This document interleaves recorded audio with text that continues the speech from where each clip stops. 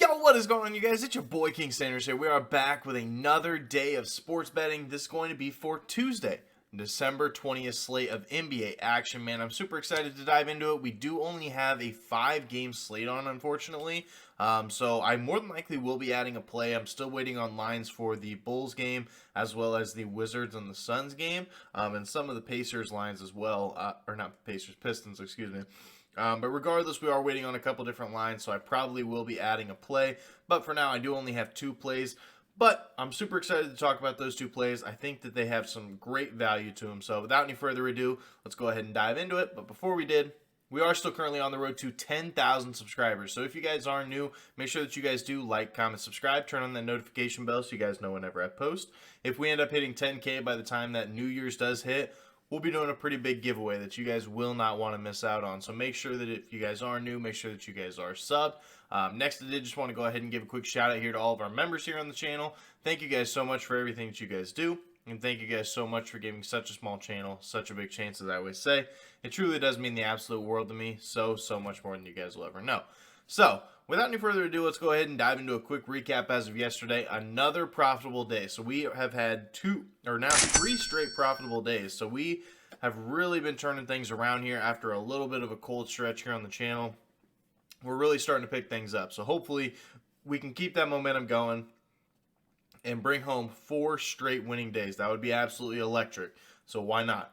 Why not? Let's do it. Let's do it. So, quick recap though. We did have Bogdanovic under 21.5 points versus Orlando at minus 115. DeJounte Murray did end up playing in that game, and Bogdanovic only saw 10 points. He barely broke double digits, let alone getting all the way to 20, or 22 to be exact. So, it ended up working out here for us pretty well for our first play. And then we did have Giannis over 31.5 points versus New Orleans at minus 105. The game script that I put out there was absolutely perfect. I mean, literally, it was completely perfect. The New Orleans Pelicans just could not stop Giannis. Giannis had a monstrous game where he finished with 44 points. Not a single person on that Pelicans team could stop him, no matter who they threw on him. They threw on so many different looks, and it just did not matter. Giannis just absolutely crushed the Pelicans yesterday. So that one ended up working out for us as well. Then we did have our one loss of the day. We had Jabari Smith Jr. over 20.5 PRAs versus the Spurs at minus 125.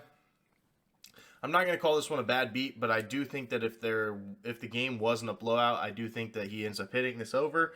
He had like 16 PRAs going into the fourth quarter. They were down by like 20 or 30 points, and they could not break away any of the leads, so he only played like half of that quarter and finished with 18 PRAs. So we literally just needed 3 more from him. So who knows? But realistically, I was watching in this game, Jabari Smith Jr. was really shying away from the rebounds. Like I know he finished with 9, but it just didn't really seem like he was really trying for a lot of them. He could have had so many more. It just, it is what it is. Ended up going 2-1 on our plays. Hopefully we can have another positive day. Currently only have 2 plays, so if we only keep those 2 for whatever reason, hopefully we end up going 2-0. But without any further ado, let's go ahead and dive into today's plays. So for our first play of the day, our King's Kill Shot play of the day, it's going to be unpopular. It's not going to be fun, but I love it. We're taking Jordan Poole under 27.5 points here versus the New York Knicks at minus 125 odds.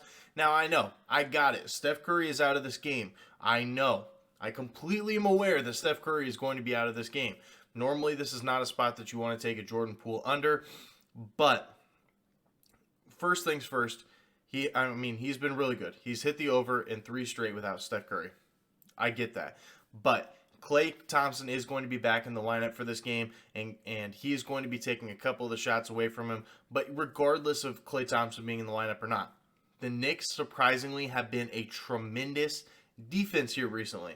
And let's go ahead and talk about the stats. I know that the New York Knicks overall, if you look at just their regular season stats, they started off the year as a terrible defense. Like they were in the bottom 10 when it comes to defenses, but now they've really turned things around. They've really started to be more disciplined. They've started to look like a more complete basketball team. And first things first, in the last 7 games, the New York Knicks, they've allowed the 8th fewest points per game to opposing point guards. So they have been doing a really good job at guarding the point guard position, which is where Jordan Poole is going to be playing since Steph Curry is going to be out of the rotation. And in the last 3 games, The Knicks, they've allowed the 6th fewest points per game to opposing teams. So not only have they been really, really good against point guards, they've been really good to opposing teams, and it doesn't even stop there. In the last 3 games, the New York Knicks, have the 6th best defensive efficiency in all of basketball. So like I said, I'm not making this up. They have been one of the best teams defensively in basketball over the last 3 to 7 games. So they have been really solid here, and I do like the spot.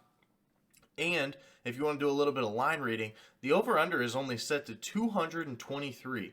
That is the lowest that a Warriors total has been set all year long.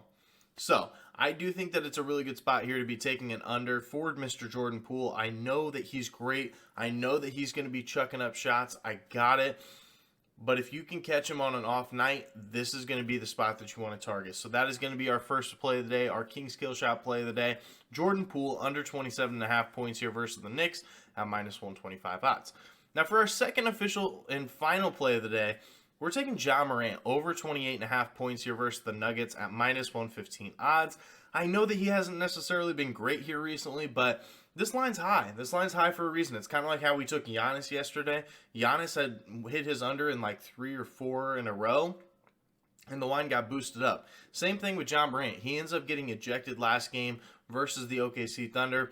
I think he is going to be coming in here for some revenge. I think he's going to have a great game overall. I also don't mind his PRA, so if you guys want to take PRA instead, I think that's a pretty good spot as well. But in the last 7 games here for the Denver Nuggets, they have allowed the most points per game to opposing point guards. So they have given up the most points in the entire NBA to point guards. And Jamal Murray, as great as he is, ever since his injury, he's just not been the same defensively, and I think that Ja Morant is really going to feast on that.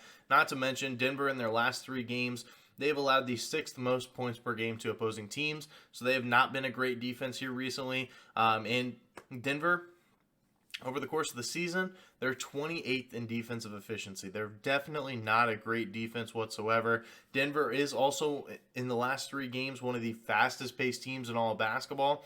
They are 2nd in pace in the last 3 games. And if you take a look at the over-under for this game, it's set to 233.5, which is pretty high.